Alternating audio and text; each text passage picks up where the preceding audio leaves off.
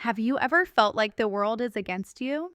Like no matter how hard you try, success just keeps slipping away? This is the story of a boy who faced failure, heartbreak, and humiliation, but never gave up. Welcome to Deep Down Books, where every story inspires transformation.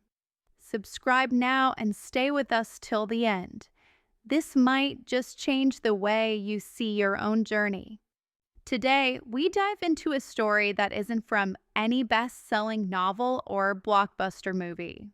It's a story about grit, struggle, and quiet determination.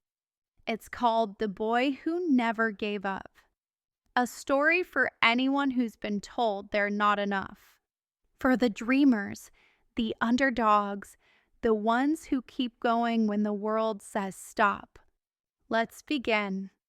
His name was Noah. He wasn't born into privilege. He didn't have a genius IQ or a golden voice. Just a regular kid from a small town in Ohio. In 7th grade, Noah stood up to give a speech in class. His hands were shaking, voice cracking, and midway through, he forgot his lines. Kids laughed. His teacher sighed. He walked back to his seat, head down. That night, he cried. He told his mom, "Maybe I'm just not good enough." She held his hand and said, "You don't need to be the best. You just need to keep showing up." But words only go so far. The pain stayed.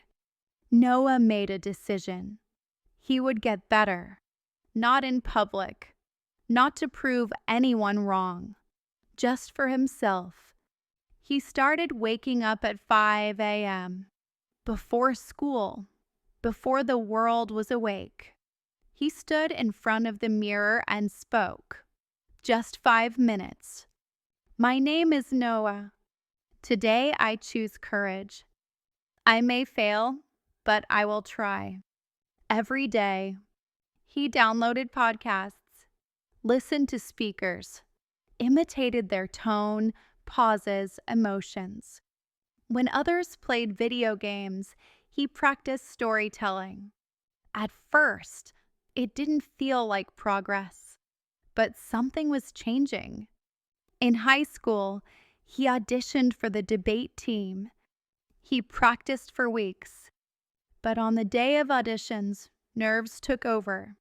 He stumbled, froze, and forgot his final point. He didn't make the team. That night, he thought of quitting. But he remembered his mom's words. So the next day, he asked the coach, "Can I attend practices anyway? I want to learn." Surprised, the coach agreed. He watched, took notes, practiced alone for months.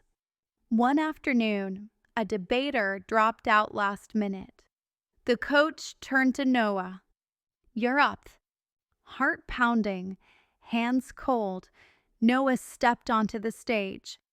He wasn't perfect, but he spoke with clarity. He made his point. He finished strong. The audience clapped.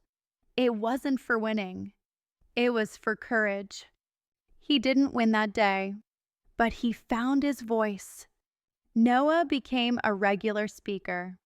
At school events, community centers, online videos. He still stumbled. He still doubted. But he kept going. He read books, learned storytelling, psychology, public speaking. He started helping others, teaching shy students to speak up, leading workshops. His journey became bigger than just him. Years later, Noah stood in front of a hall packed with college students. He wasn't there to impress. He was there to remind them. You don't have to be perfect. You just have to begin.